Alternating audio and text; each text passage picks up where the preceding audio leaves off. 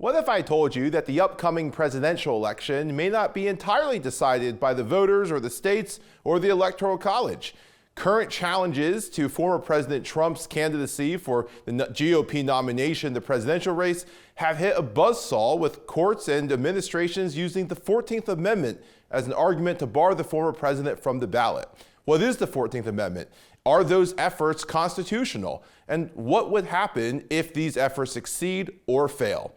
That's all coming up in this episode of Face the Issues as we sit down with Dr. Adam Carrington of Hillsdale College. It's all coming up right here, right now. I'm Sam Chen, and this is Face the Issues.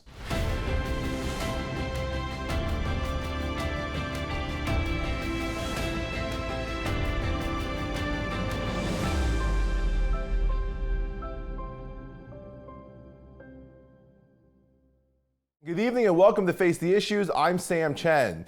There have been challenges to former President Donald Trump's attempt to again capture the Republican nomination for president in the 2024 election. But by challenges, I don't just mean the plethora of Republicans that are tempted to primary him in this year's election, but actual potential constitutional challenges.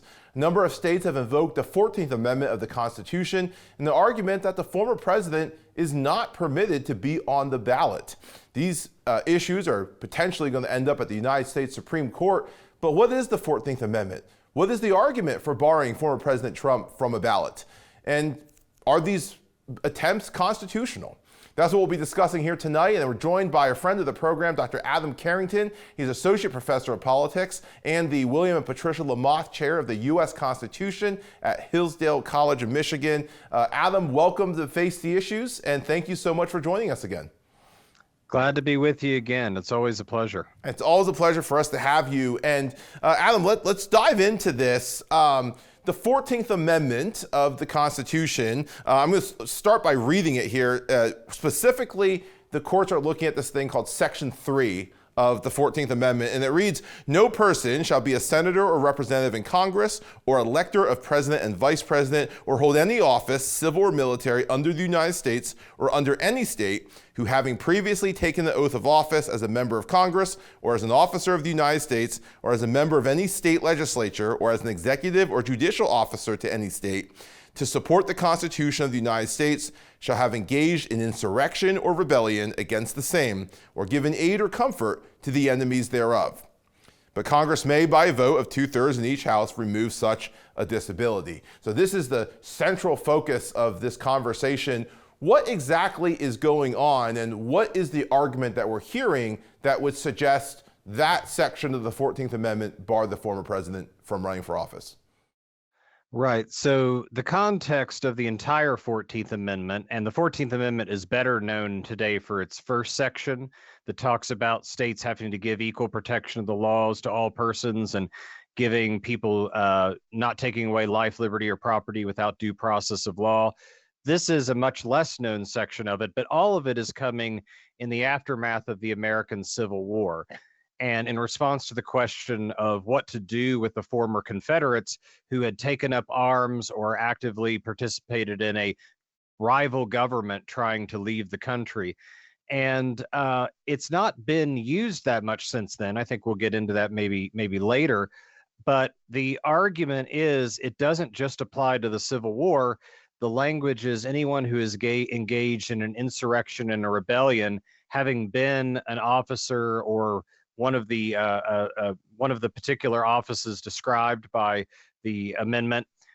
If you've done that, you no longer can be eligible to be in the government again. And this is an attempt to keep out and remove people who have in some ways tried to destroy or undermine our government from then trying to maybe do so from within by capturing office again. And where this is being applied is to President Trump is in the interpretation of what happened on January 6th, when the Capitol was overrun by rioters trying to either at least protest, if not overturn, the election of Joe Biden when Congress was opening the electoral votes. And so the argument goes that President Trump is guilty of this, is what the argument says, and therefore he is ineligible to be in office again because he swore an oath under the Constitution to the United States and to the United States Constitution itself, and therefore he should not even be able to appear on the ballot, regardless of whether he wins the Republican or any other nomination. Thank you for that history, and I think it's just so important to hear that within the context of the Civil War. But Alan, let me ask you this. Is the debate over this then whether the 14th Amendment would allow for the president or for former President Trump to be barred, or is the debate whether he qualifies and whether his attempt to overthrow the election, or his alleged attempt to overthrow the election, the events on January 6th, whether that qualifies him to be taken off the ballot? Which one of those is what we're seeing here? Yes, and so it's actually both. So there is a contingent, especially among more conservative conservatives that are generically in support of President Trump, but I think they're also trying to argue in good faith as well that the presidency is excluded from this list. So it does list in the 14th Amendment members of Congress, it lists military officers, it lists electors for the presidency, but it doesn't list the presidency itself. It all comes down to, in this text, is the president considered an officer of a civil officer of the United States? And if not, then he is excluded. If he is, then that's how he's included. I'll admit the wording's a little awkward, given that you would think that it would be right next to Congress that the president would be mentioned. At the same time, there's a decent argument that he's an officer. They are also arguing that even if you assume the presidency is included, how do you determine what an insurrection or a rebellion is? Does one have to be convicted in a court of law or impeached and removed from office, although that would have settled the question anyway? Who gets to make that determination? Can a court make it unilaterally? Can a legislature in one state, the state of Maine, we had a Secretary of State make that determination? So this is being contested on numerous levels. The level of, is the presidency included at all? Is Donald Trump duly convicted or held liable for what happened on January 6th? And three, what entity in our government would make that determination to make sure that that's the case? So all of these things are being argued out, and which one is being emphasized depends a little bit on the state or jurisdiction within it's being fought. Let me ask you this. You mentioned the idea of how would we determine that he did violate Section 3 of the 14th Amendment. Obviously, to your point, there was an impeachment. He was not convicted during the impeachment. He is currently facing 4 charges, 4 court cases, not all of them pertaining to what happened in the aftermath of the election. I think there's a misconception sometimes that all 4 of these cases are about him and his presidency and the election. They're not.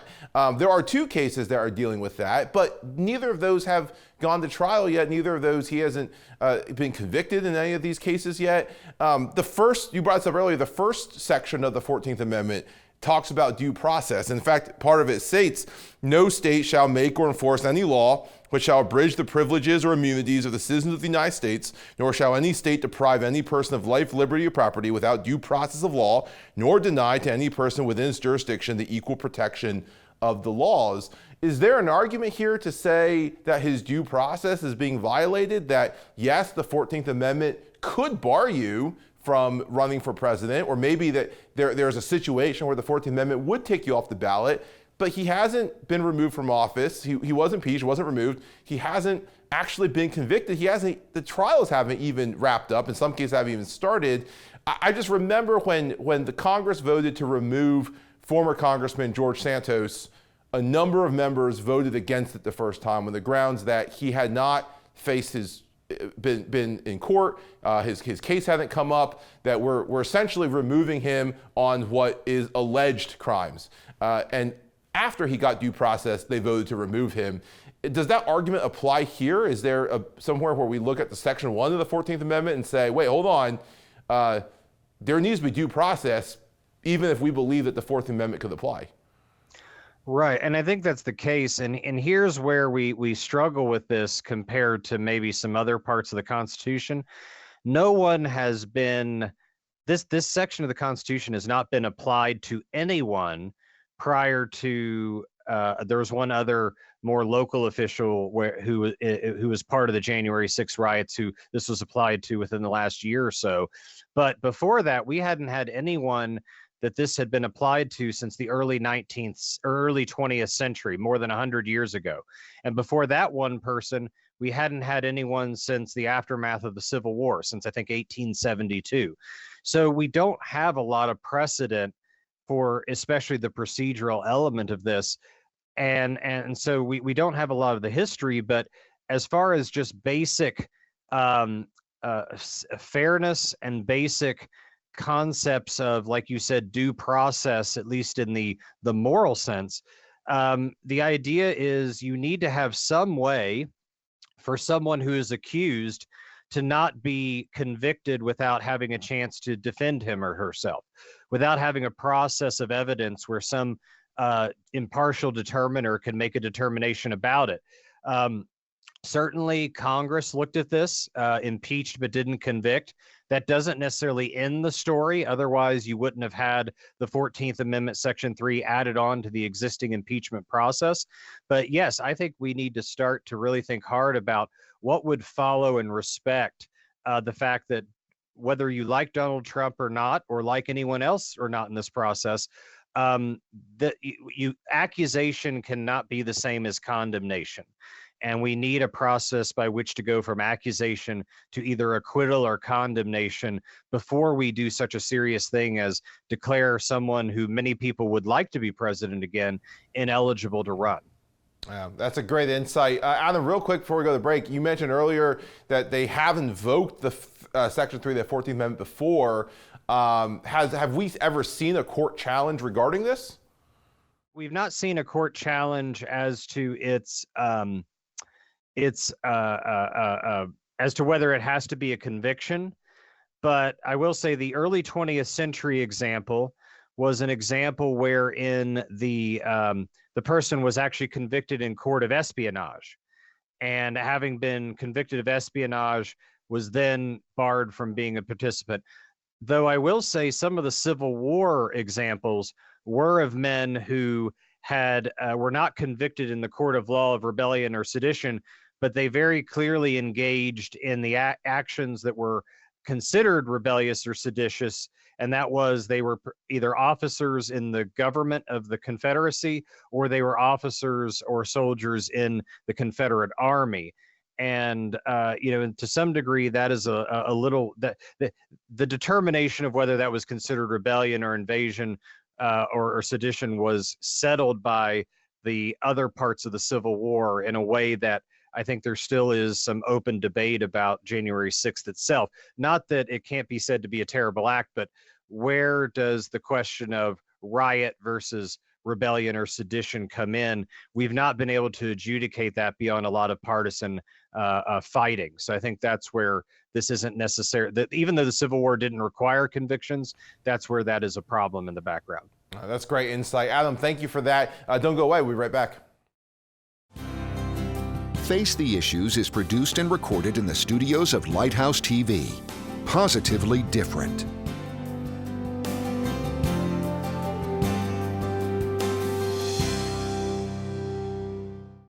Watch Lighthouse TV wherever you go. Available on Roku, Amazon Fire TV, and Apple TV. You can view our in-house studio productions on demand, or watch what's on the station right now with our 24/7 live stream. Search Lighthouse TV online on your streaming device, or go to our website lighthousetv.org for more information. Lighthouse TV. Positively different.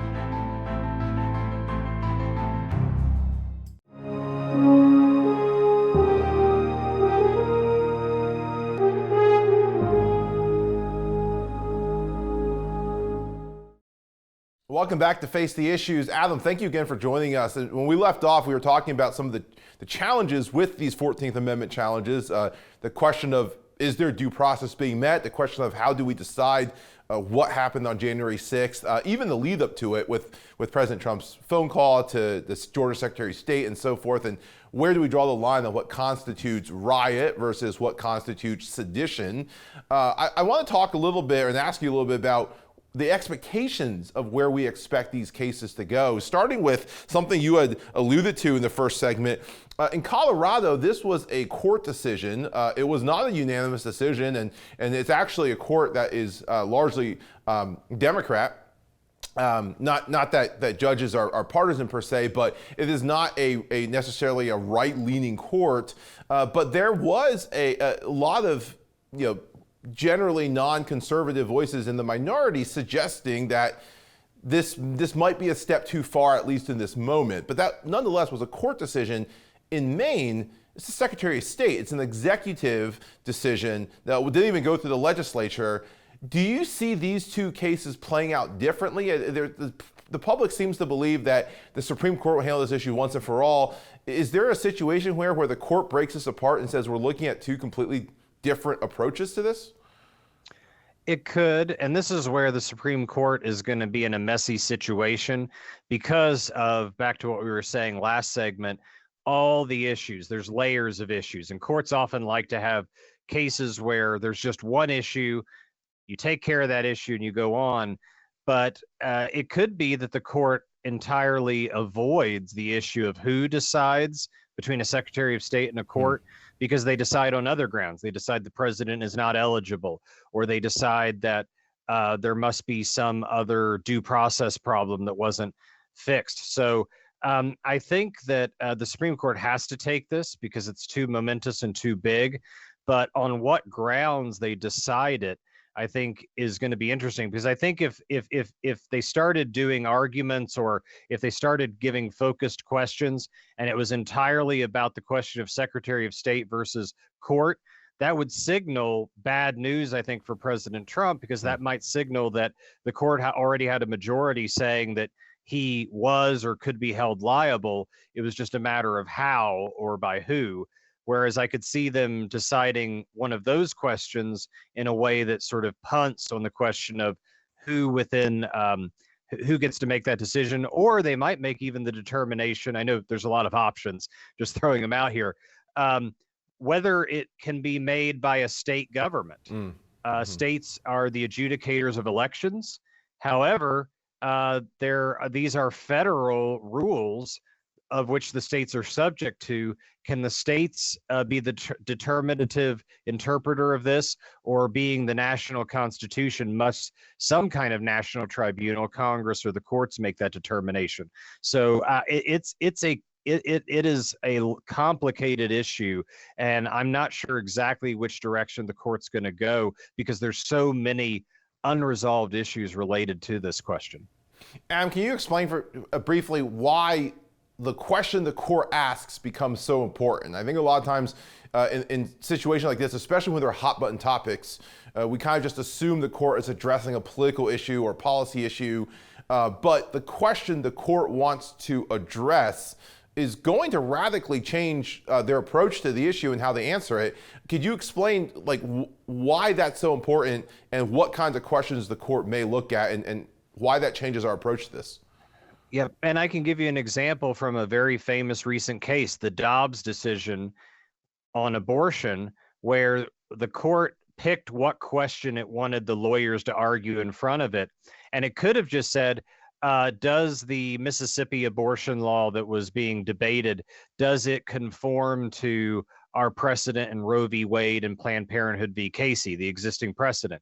Instead, it asked a question about, can you have abortions before viability, constitutionally speaking? And immediately everyone knew that meant they were asking a question that was much bigger and that put Roe and Casey in jeopardy. Similar to here, the court has a lot of control over what about this issue they want to settle and what about it they don't. Now, they're going to have to settle Donald Trump on the ballot or not, or who can decide it. But they don't have to answer every question. And so what questions they want answered will say a lot about the direction and what kind of finality or unfinality we're going to get based on this, because the court's able to do that. And then you're right too. They're not answering this because of on the question of who they want to be president. They're answering it on the basis of upholding the rule of law and upholding what the Constitution demands, but not also punishing people beyond what the Constitution demands, and therefore letting the process of actually electing the next president play out according to the rules, not stack the deck one way or another as far as who they might like to see elected to that office personally. Do you think the question they ask shifts at all, or do you think the results of this shift at all if between now and then Trump does get convicted or he gets acquitted in any of these trials that pertain to the same issue? It could be. And I think some of it depends upon there is a statute in U.S. federal law that defines what a insurrection or a rebellion and sedition are, some of those terms, and you can be convicted under that. With these cases, at least how close does his conviction come to that, and how does that play out? So I think that it could be one where if he was convicted before a decision was made by this court, I think if you're the court, you may want to even have a re-argument to try to figure out what that might mean. But I will say that's an important hypothetical if it were to happen. I think the court, because of how quickly the primaries are coming up in some of these states, probably doesn't have the luxury of waiting for that to be determined, because some of those cases aren't going to be finished till after the general election, or so close to it that the court's just not going to have the luxury of being able to wait to make that determination. Sure. Adam, what would the impact of this be, whether he is barred or not? I mean, to your point, we don't see this a lot, and we haven't seen this at the level of the President of the United States. What is the, not political impact, I mean, we can all sit and assess the politics of this, but constitutionally speaking, legally speaking, governing-wise, what's the impact of barring or not barring the president in this situation through the 14th Amendment? Well, I'll try to play a little, not devil's advocate, but play it both ways. What would be possibly the downside each way? And the downside of the president, former president, being excluded is you do risk, if the process isn't because of a conviction, or the process is not because of settled, clear language in the Constitution, that this could be make much easier the weaponization of ballot disqualification, not on solid constitutional grounds, but against partisan enemies, politicizing what should be a nonpartisan process that facilitates the partisan process of voting. On the other side, if you take very seriously what happened on January 6th, you do want consequences, and you do see January 6th as hopefully a very unique situation. So it's not like we should, hopefully, if we have a healthy political republic, we should not be having this every election, right? It should be extremely rare. So can there be consequences to make sure that we adjudicate our disputes and our differences in a peaceful, ballot-focused, law-focused way? And does not having consequences for those who may have at least encouraged some of these actions, is that the downside? So I think those are the two. What each side is saying is the worry if their side doesn't win. I think that's a great insight. Adam, thank you so much for that insight and for joining us. Don't go away. We'll be right back. Watch Lighthouse TV wherever you go. Available on Roku, Amazon Fire TV, and Apple TV. You can view our in-house studio productions on demand, or watch what's on the station right now with our 24/7 live stream. Search Lighthouse TV online on your streaming device, or go to our website lighthousetv.org for more information. Lighthouse TV, positively different.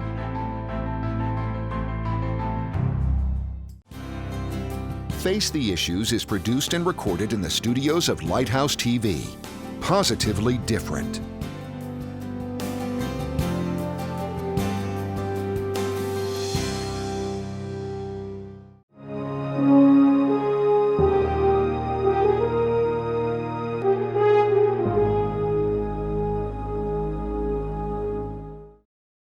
welcome back to Face the Issues. Our guest again is Dr. Adam Carrington of Hillsdale College. Adam, thank you again for joining us.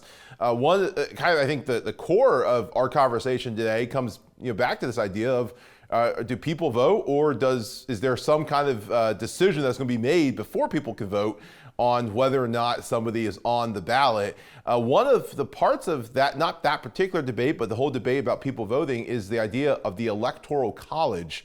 And whether it exists, why, or whether it should exist, why it exists, if it should be reformed. And you are actually going to be hosting a webinar about the Electoral College coming up. Could you tell our viewers a little bit more about that? Yeah, and I think this really builds off some of the things we've been talking about. The Electoral College is the way we actually elect the president, so it's not a straight popular vote. There's a more complicated state-based system that was put in place by the founders. And on April 6th at 10:45 in the morning, there's going to be a webinar. It's going to be live. People are going to be able to submit questions, be part of the discussion, and we're going to talk about its historical origins, what its original purpose was, how that purpose has maybe evolved over time, and what might be the arguments for or against retaining it.